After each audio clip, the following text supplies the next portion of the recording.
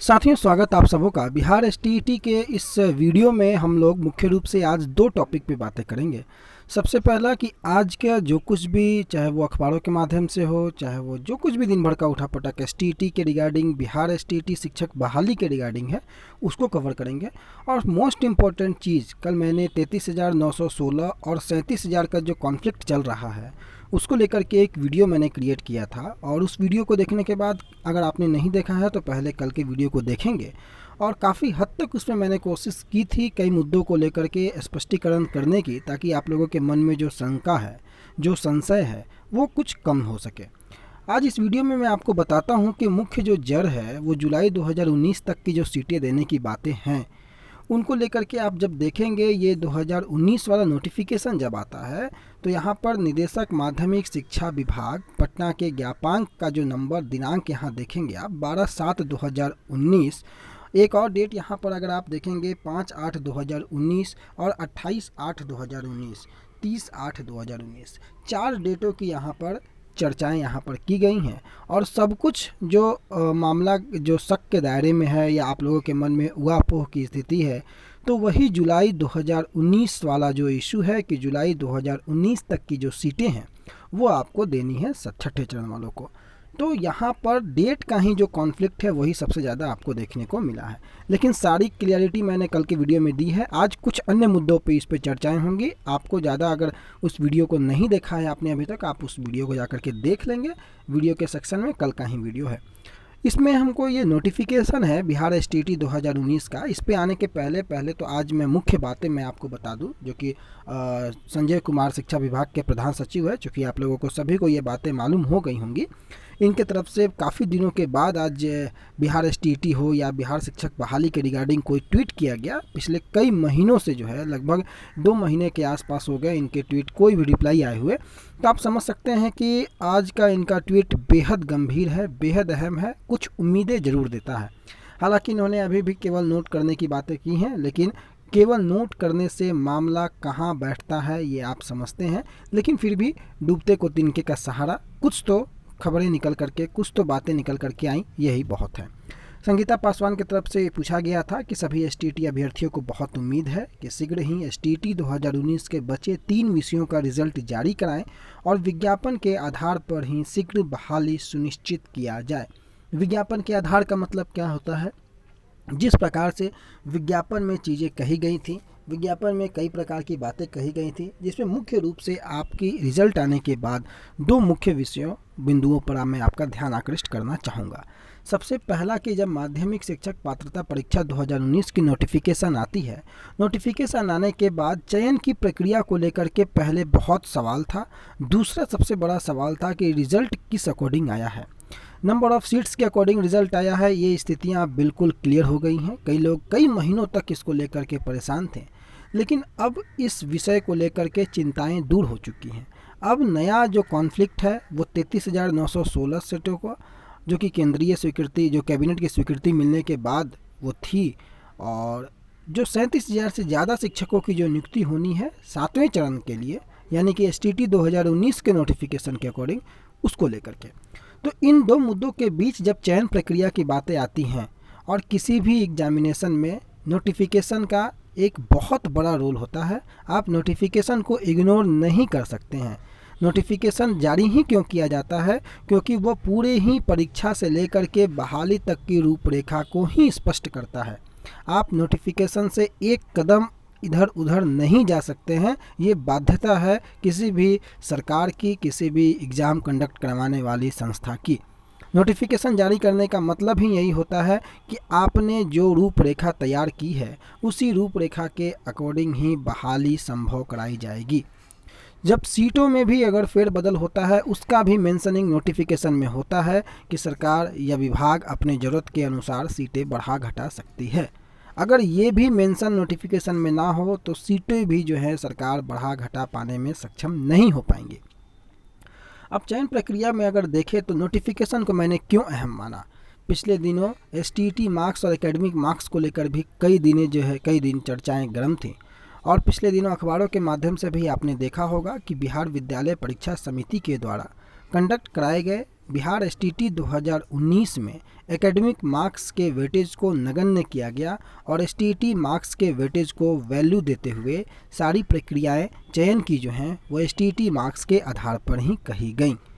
अब मुख्य मुद्दा यह होता है, मैंने पहले भी कई बार यहाँ कहा कि एक विद्यार्थी जो एग्जामिनेशन को क्वालिफाई किया है और उस एग्जामिनेशन को जो एग्जामिनेशन पूर्व के परीक्षाओं से भिन्न था, यह परीक्षा पास करने वाला जो कैंडिडेट है उसमें उसका पोटेंशियल का जो पहचान है वो उसके एकेडमिक मार्क्स से नहीं हो पाएगा।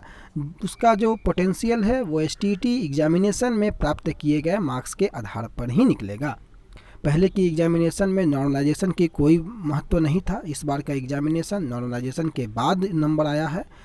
परसेंटेज जो है क्वालिफाइंग मार्क्स का परसेंटेज वो भी अलग था और ये भी अलग है। कई मायनों में ये परीक्षाएं भिन्न हैं। इसमें चयन प्रक्रिया की जहाँ तक बात करें तो नोटिफिकेशन सभी के पास होगा और माध्यमिक शिक्षक पात्रता परीक्षा 2019 जो हुई थी उसमें न्यूनतम उत्तीर्णांक यानी कि जो परसेंटेज था 50% और 45%, उसको प्राप्त करने वाले सभी अभ्यर्थियों का उच्च प्राप्तांक से निम्न प्राप्तांक के क्रम में शिक्षा विभाग जो है वो विषयवार और कोटिवार पद के विवरण उपलब्ध कराए जाने के बाद कुल पद के बराबर अभ्यर्थियों का विषयवार और कोटिवार मेघा सूची तैयार करेगा। कई बार इन विषयों पर चर्चाएं हुई हैं, लेकिन उसके बावजूद भी जो कॉन्फ्लिक्ट होता है, कॉन्ट्राडिक्शन होता है, वो इसलिए बरकरार होता है क्योंकि नियमावली और नोटिफिकेशन दोनों अलग अलग पॉइंट ऑफ व्यू दर्शाते थे। लेकिन आप बिल्कुल कमर कस लें कि एसटीटी मार्क्स जो होगा वो आपका वेटेज होगा और जितने लोग न्यूनतम प्राप्तांक प्राप्त किए हैं उसी के आधार पर घटते क्रम में उनकी मेघा सूची तैयार की जाएगी। बात यहाँ पर यह उठता है कि जब मेघा सूची घटते क्रम में एसटीटी मार्क्स के आधार पर तैयार की जाएगी तो यहाँ कन्फ्यूजन आज के डेट में 33,916 सीटों के साथ क्यों हो रहा है।